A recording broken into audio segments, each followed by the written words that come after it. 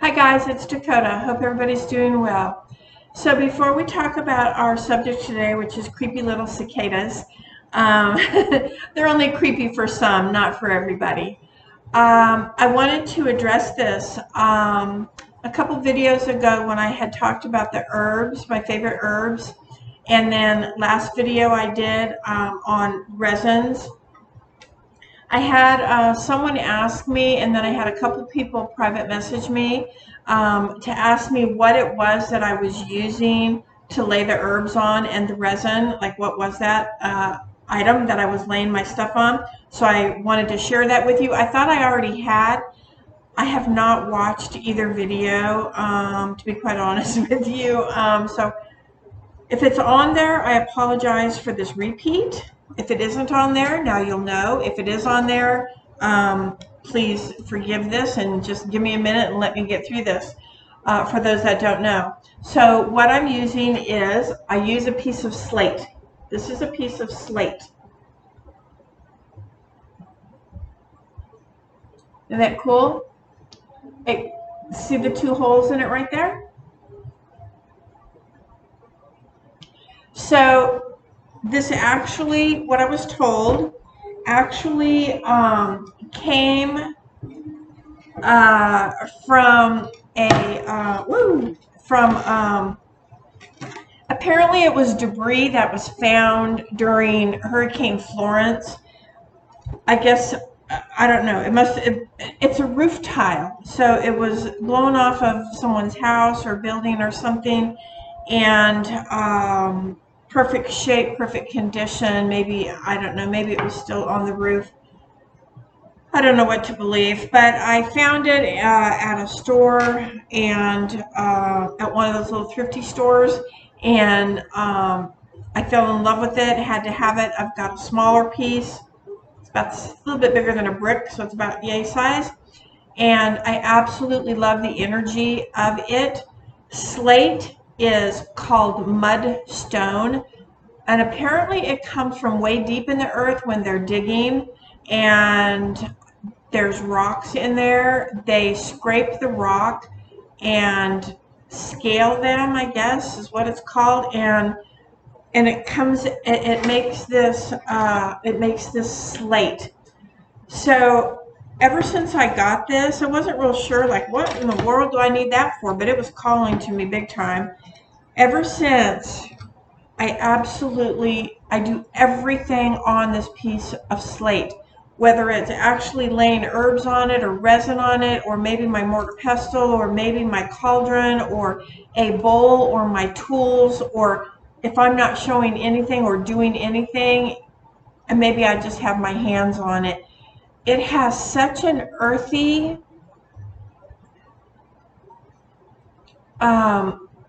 energy to it. It is so earthy. I am so connected to it. It is really amazing. And in my little notes, my little journals that I keep, some people call them Book of Shadows, that's fine. Whatever you want to call it, I just call it my notebook most of the time. Where's my notebook? I probably have 50 notebooks. I keep them everywhere, all different sizes. And I even have a note on there. These are what my notebooks look like. They're just full of notes. I even had a note on there that I get a lot of success. Everything that I've done so far by placing it on this slate while I'm working it, it's been tremendous success. Tremendous success. Whether it is spell work, magical working, mixing, just anything has been amazing. The energy is just amazing. Would highly suggest getting slate if you can.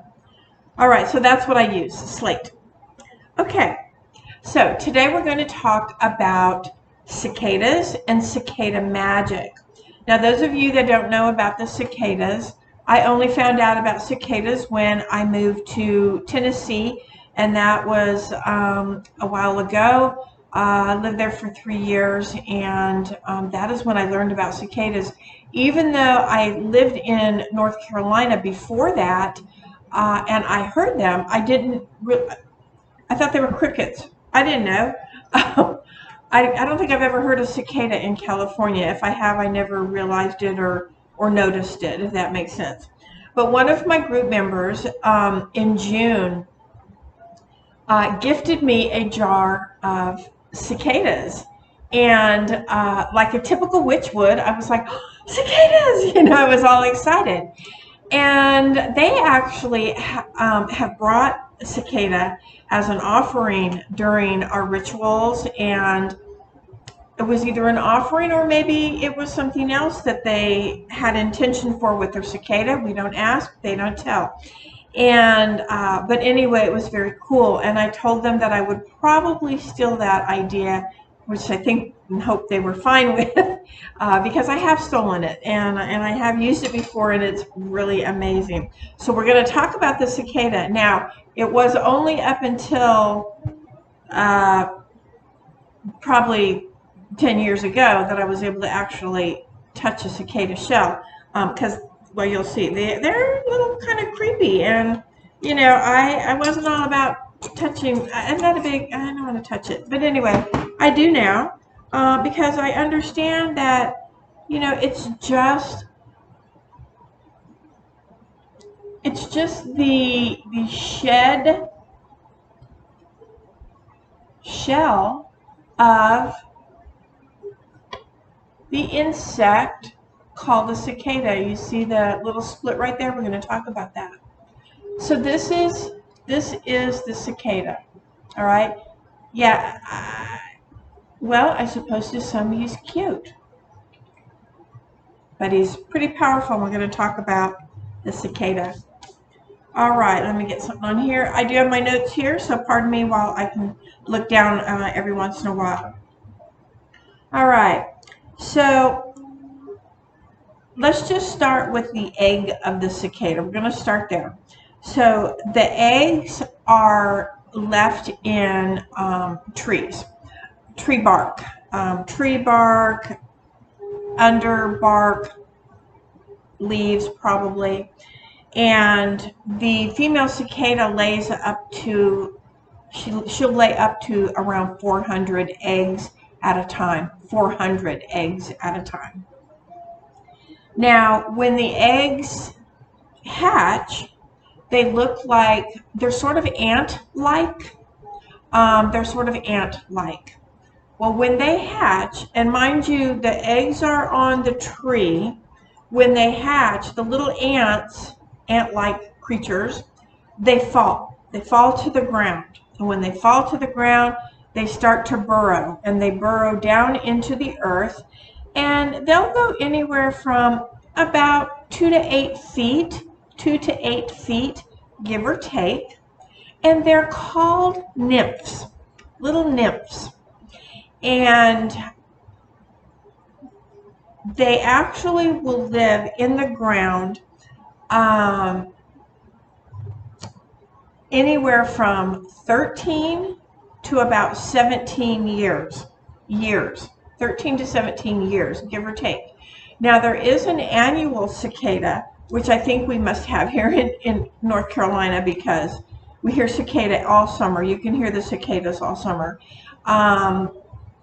And so there, and I'm sure maybe wherever there are cicadas, there might be annual cicadas. I don't know about that. I didn't do intense research on that part of it. But I do know that 13 to 17 years is how long they live in the ground. Now, while they're living in the ground, they start to mature. So when it's time for them to come back up, they come back up matured like this. And these, okay, that's what they look like when they come back up out of the ground. Now, as they come up, they climb vertically. That's why cicadas, you'll find them on trees. You might find them on fences, on fence posts. You might even find them on your house if you have, I don't know, something that they can attach themselves to. But they climb vertically, and then let's just say it's a tree, and then they attach themselves to the tree. And then they start the metamorphosis, okay? They actually start to shed that outer layer, that outer shell, that outer skin, that exoskeleton. And as they come out, they actually are a green color, pretty bright green actually. It's almost like the color of a leaf, like a bright green leaf. And they have wings. However, they're not really good flyers. They can fly, but they're not real good flyers. They're sort of like a leaf, like a grasshopper, you know, they kind of, a leaf hopper, I think they call them. They sort of can fly a little bit and then they're down. Sometimes they'll like fly right into something, and they're kind of clumsy. They'll fly and they don't know how to stop or whatever, and they hit something and will tumble down. So anyway, they're not good flyers. I don't know why they have wings, but anyway, they do have wings, and they look like a horsefly. If you've ever seen a horsefly, they're about this big, and if they bite you, they take part of your DNA with them. I mean, they will actually literally leave a hole in your body. A horsefly will leave a hole where they've taken a chunk of your body and flown away with it. They're a miserable thing. I absolutely despise a horsefly. Okay, so they shed their skin, they've made the metamorphosis, they come out, and now they're this fly-looking thing. But the shell stays on the tree. Sometimes they might fall to the ground or whatever when they're shedding. Moving around, it might detach the shell. But most of the time you do find the shells on the trees, the fence posts, like I said, fences, stuff like that. So they only live, once they come out, they only live about 2 to 4 weeks. Now that's give or take. There's different studies and different research on that. And there's different kinds of cicadas I learned about. And, but, you know, just normal, typically it's like 2 to 4 years, okay? I'm sorry, 2 to 4 weeks, not years, 2 to 4 weeks. And during that time is when they mate. So when they come up, that's what they're doing. They're coming up to shed that which does not serve their highest good. And they come out, the queen cicada, the beautiful cicada. And the males are waiting for them. And they start screaming. They start doing their song, the love song. And I've listened to a bunch of different cicada little soundtracks. You can find them all over. You can find them right here on YouTube. Different countries like Australia, New Zealand, I don't know. I've listened to some from Greece. Ooh, those were really loud. And so they all have different tones. Some are nice. The ones in North Carolina, they're not nice. They're screechy, high-pitched. If you get too many of them, it literally will hurt. You just want to scream like, shut up. It's like so loud. But the cicadas hum or sing at different vibrations. Like, I guess each cicada, each one is different, and so they each vibrate at a different level. And that's what attracts the female. So it's not like, okay, here's this female and here's this male, and he starts singing and she goes, oh, a male, boom. No, if she's not attracted to that, then she waits until she hears another one that she's attracted to and goes to that one. So kind of like people, you know, that we're attracted to vibrations. So you know, we're not always attracted to a certain person. Not that we don't like them, but it's just not our soulmate kind of thing, right? So the male cicada, they sing at a different vibration as well. Okay, so then they mate, all right? They mate, and then they lay the eggs. And in about 6 to 10 weeks, the eggs start to hatch. And when they hatch, the little ant-like things come out, go to the ground, burrow down into the earth, stay there for whatever, 13 to 17 years, mature, come back up, start the cycle all over again. So it's sort of like, I had it down here. Oh, it's sort of like how it's like they encompass the three realms, right? They live in the underworld. They actually live and grow and mature in the underworld. And only when they're ready, only when they've discovered that there is light, only when they've discovered that, you know what, I am wise enough now to know that I can dig out of this, do they come out.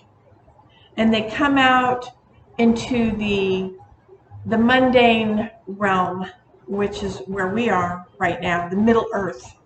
And then they go through the metamorphosis, and they shed that which doesn't serve their highest good. And, the upper realm, the heavens, the angels, all of that, sing out, the males sing out and in pure joy that they've discovered this new life. Now, in ancient China, I believe it was, the ancestors, when they felt that the cicada was an extremely powerful rebirth totem. And so when somebody would die, they would carve jade, little cicada, they would carve cicadas out of jade, and they would put that in the dead person's mouth, and so that they would rebirth, come back when it was their time. I found that to be really, really interesting. It's extremely interesting. So, okay, so what do we do today? Well, let's talk a little bit about magic and how we can use the cicadas. All right. Well, the first thing that we can do with the cicada, and the first thing that we know about the cicada, is that it transforms itself. So what better tool to use for transformation than the cicada? It's kind of like snake skin, which I use all the time. When I'm ready to transform, and when I say transform, for me, I'm talking about when I'm ready to remove something that does not serve my highest good, whether it is something physical, something mental, toxic people, anger, sadness, traumas, whatever it is that I'm dealing with that is not serving my highest good. I want to remove it. That is a type of transformation. And so you can use the cicada for that, just like you can the snake skin, because the snake sheds its skin. It's a type of, it's a transformation. So same thing for the cicada. Okay, so it's excellent to use for transformation when things no longer serve your highest good. Now, I'm not going to go into how would you do that? How would you do that magic? Because everybody does their own thing and has their own idea of how they would use that. And so I would just, recommend that if you're into it and you want to try it, then research what it is that you're trying to remove, and then as with the cicada as part of the transformation, how could you use that in your magic? Because they can be ground up into powder. You can burn them. I mean, you can do all kinds of things with them. You truly can. So it just depends on you and how you feel, how you want to work with it. Okay, the other thing that you can do then, keeping on that same transformative, energy thing, is you can put them on your altar or in your sacred space. Because what that does is it helps to keep that transformative energy alive and working. It's a reminder of keeping that transformative energy working. And if you don't like him, if you don't want that cicada on your altar because you have the most beautiful aesthetic altar and you don't want this little creepy bug shell on your altar, put him in a box. You can put him in a pretty little, decorative box or a pouch, something like that, and that way you don't see him. But the energy is still there and the energy is still working. So as that transformative energy thing. So keeping them in your room, in your meditation space, in your magic room, your temple, wherever it is that you're trying to transform that energy. Okay, so you can use it for that. It's a continuous transformative energy. Of course, we can use him for protection because he does have kind of a crusty shell. Now, it's not so hard that I can't just squeeze this and have it break into pieces. You have to hold him kind of gently, but it is a protective shell. It is hard. Unlike the snake skin is not hard, this is hard. So you can use it for protection. It's like that shield. It shields us. And again, I'm not going to tell you how you would, my papers keep blowing up. I'm not going to tell you how to go about doing that particular magic for protection. Figure it out for yourself. I mean, you could put it in a pouch. You could put it in a jar. You could crush it. You could do 100 things. You could wear it if you wanted to. I mean, you could.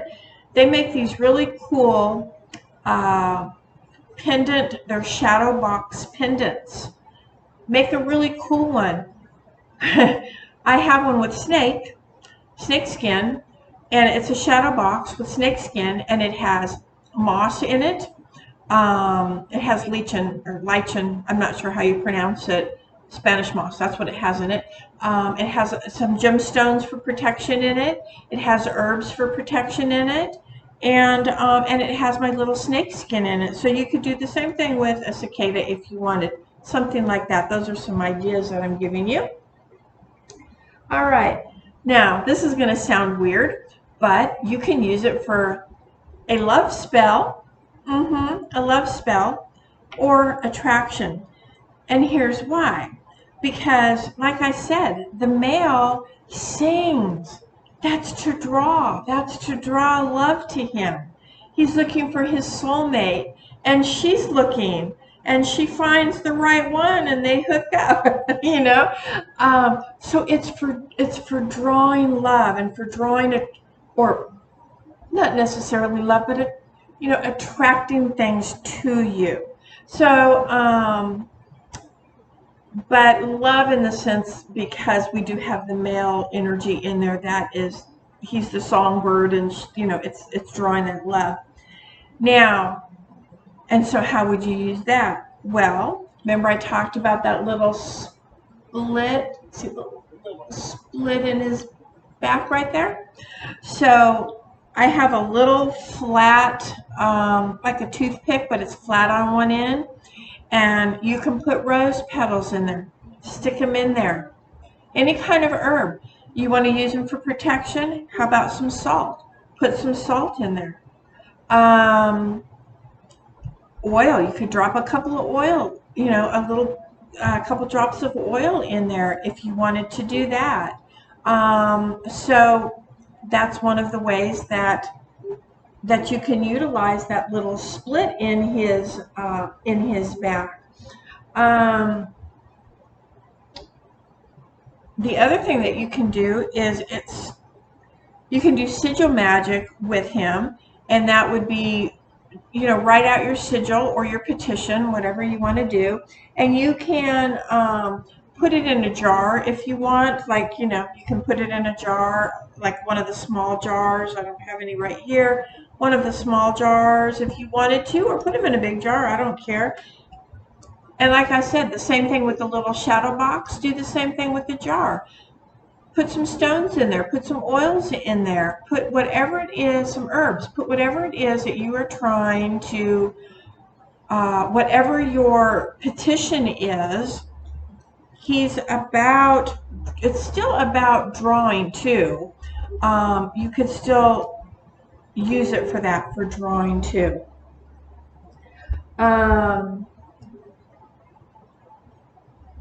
Okay.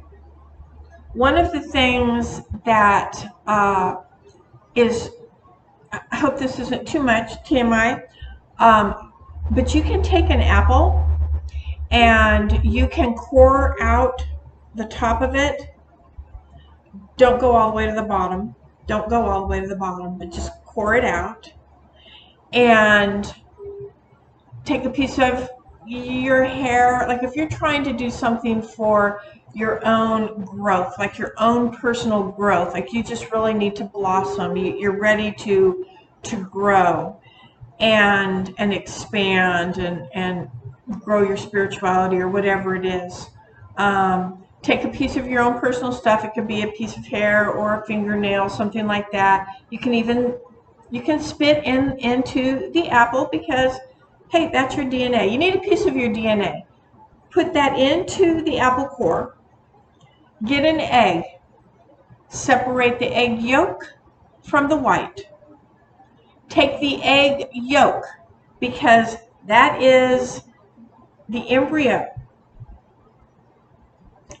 Pour the embryo into your apple, into the underworld, into the apple. And if you're pagan, you might know if you cut an apple on the horizon this way and open it, it's got the 5 seeds for the pentacle.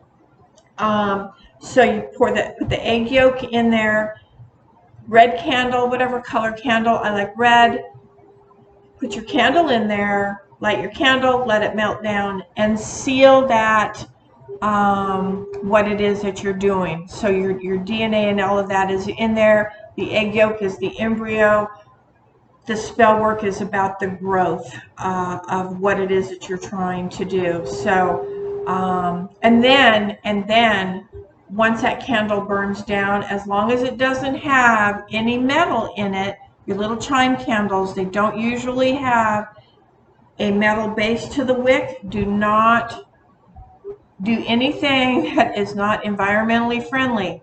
As long as it does not have a metal wick, then you can bury it if you want, or you can burn it if you want to do that.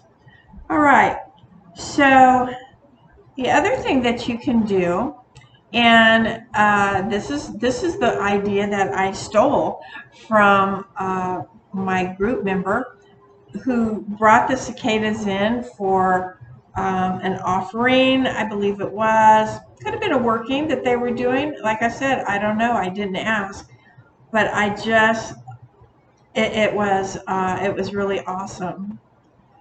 And oops, let me get this one. Okay, so here we go.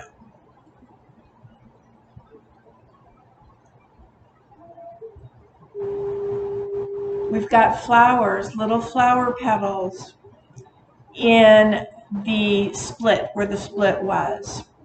And so this makes a beautiful offering. It's an offering of rebirth. We have the shell as the death of the old and the flower blooms as the rebirth of the new. Let go of the old and manifest what you want in your life. Let it grow. Let it bloom. That's why I love doing the apple. I forgot to mention you put the cicada in also. So you got your DNA, the egg yolk, cicada, candle.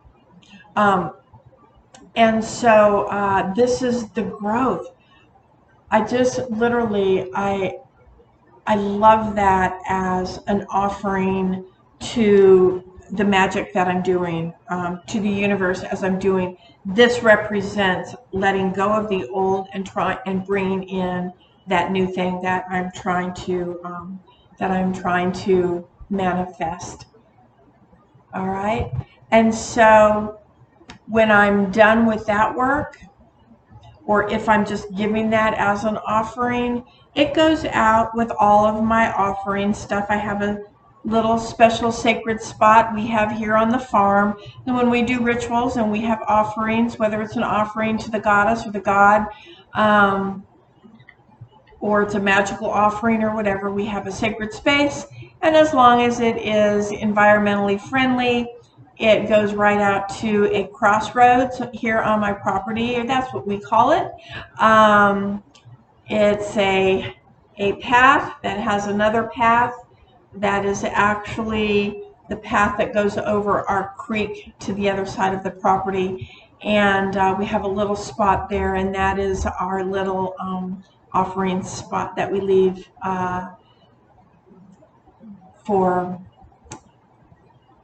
to the gods or to the energies. And so then the critters, can eat them. So that's why it has to be environmentally friendly. You cannot put things that are not environmentally friendly into Mother Earth. Just saying, you cannot do it. So that's what I had today. I had the cicada magic, and I gave several little things that you can do. So if you're interested in working with a cicada, go outside, look at some trees, look up, down, look at the base of the tree, because a lot of times, like I said, the shells will eventually fall to the base of your tree. Look on fences, old barns, fence posts, different things like that, and you'll find the shell of the cicada.